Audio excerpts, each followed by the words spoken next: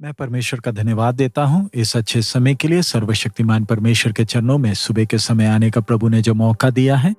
आइए आज सुबह के वचन मनन के लिए नीति वचन 27वां अध्याय उसका 17वां वचन हम पढ़ें। जैसे लोहा लोहे को चमका देता है, वैसे ही मनुष्य का मुख अपने मित्र की संगति से चमकदार हो जाता है।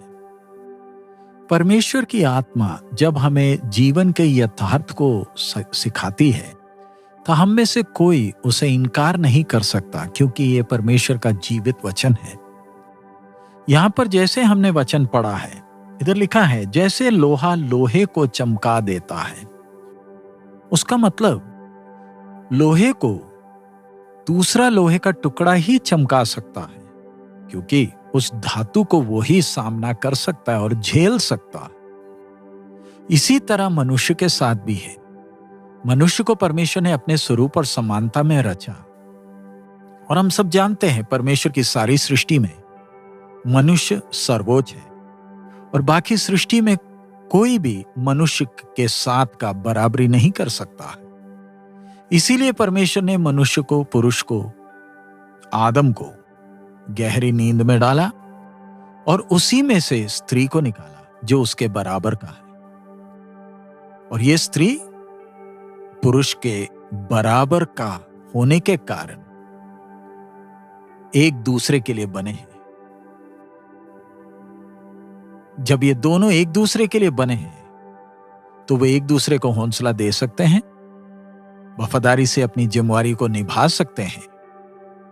लेकिन ऐसा तालमेल तब तक बना रहा जब तक वो परीक्षा में नहीं गिरे, और फिर जब परीक्षा में गिर गए, फिर हम देखते हैं कैसे जो तालमेल था पाप के कारण भंग हो गया।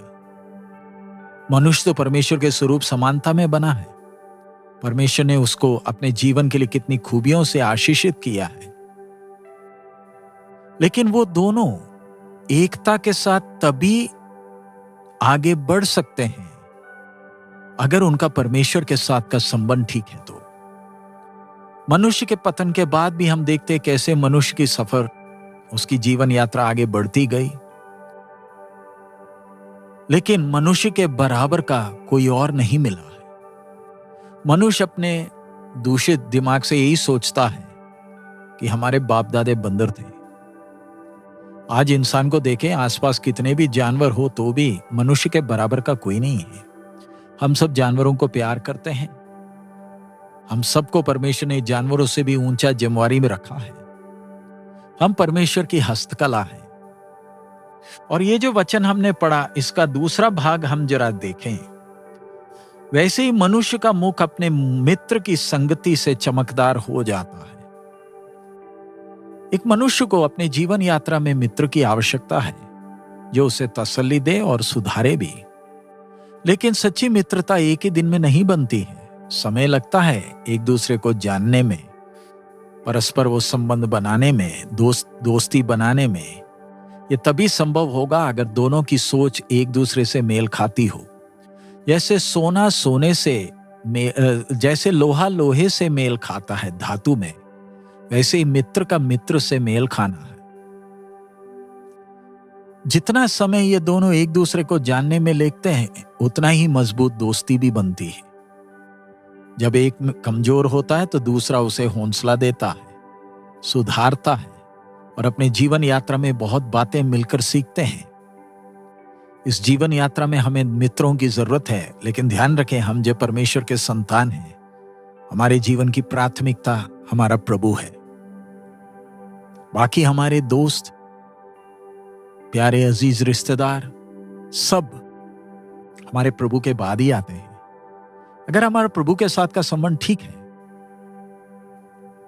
तो इससे बड़ा संबंध और कुछ है नहीं।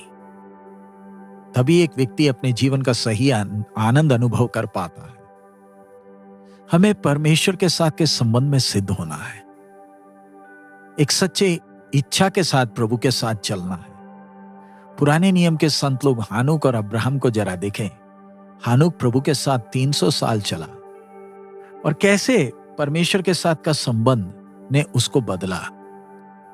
प्रभु यीशु के आगमन, बादलों में आने का आगमन को उसने भविष्यवाणी भी किया।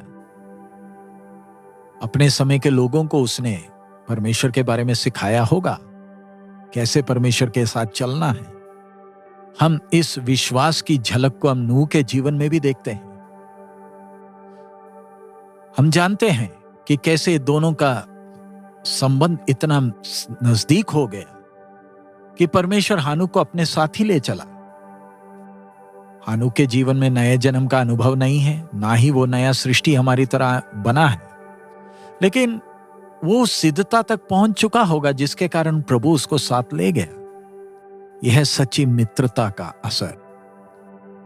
एक पापी कैसे बदल गया और सर्वशक्तिमान के पवित्र उपस्थिति में प्रवेश कर पाया। अब्राहम के जीवन को देखें, वो परमेश्वर का मित्र कहलाता है। एक समय उसके बाप दादे मूर्ति पूजा करते थे, अब्राहम जीवते परमेश्वर का दोस्त बन गया। उसकी आंखें खुली, उसने परमेश्वर को करीबी से देखा।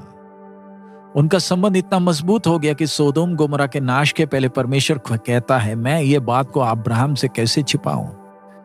अब्राहम की गलतियों को परमेश्वर ने ठीक किया और कैसे उसे ऊंचे उस स्तर तक उठाया कि वायदे किए देश में भी पहुंच गया तो भी परमेश्वर के स्थिर नेव वाले शहर को देखते हुए वो चला।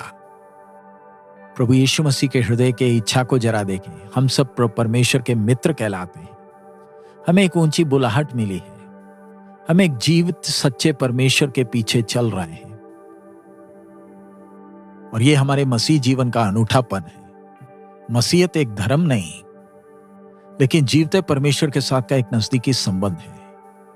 हम जो पापी हैं, हमें प्रभु यीशु के द्वारा परमेश्वर के साथ यह संबंध मिला है और अब हम जब मसीह यीशु में वास करते हैं, प्रभु के साथ प्रतिदिन चलते हैं, प्रभु की महिमा हमारे जीवन के द्वारा दिखने पाए, हम वो स्वर्गीय स्वभाव में बदलें।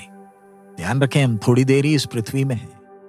हमारा प्रभु चाहता है कि हम प्रभु को और करीबी से जाने, प्रभु के हृदय को जाने और प्रभु की सिद्ध इच्छा के अनुसार हम चलें। आइए हम प्रभु के साथ समय बिताएं, प्रभु को और करीबी से जाने। प्रभु की आत्मा उसके लिए हमें मदद करे। आइए हम प्रार्थना करें। हमारे अनुग्रहकारी दयालु पिता, हम आपका धन्यवाद देते हैं इस समय के लिए, आपके वचन के लिए। प्रभु, आप हम एक एक से बात कर रहे हैं, इसलिए धन्यवाद। प्रभु, इन दिनों में आपके और करीब आने के लिए और उस मित्रता के उस संबंध का आनंद अनुभव करने के लिए हम एक एक को मदद करें। आपके स्वभाव को और करीबी से जानने के लिए हमें सहायता करें। प्रभु, दिए हुए इस धन्य सौभाग्य के लिए धन्यवाद। इस ऊंचे बुलाहट के लिए धन्यवाद। सब महिमा आप ही को देते हैं प्रभु, यीशु मसीह के मधुर नाम से मांगते हैं, आमीन। प्रभु हम सबको बहुत आयत में आशीष दे। हमारा प्रभु अति शीघ्र आ रहा है। मारानाथा।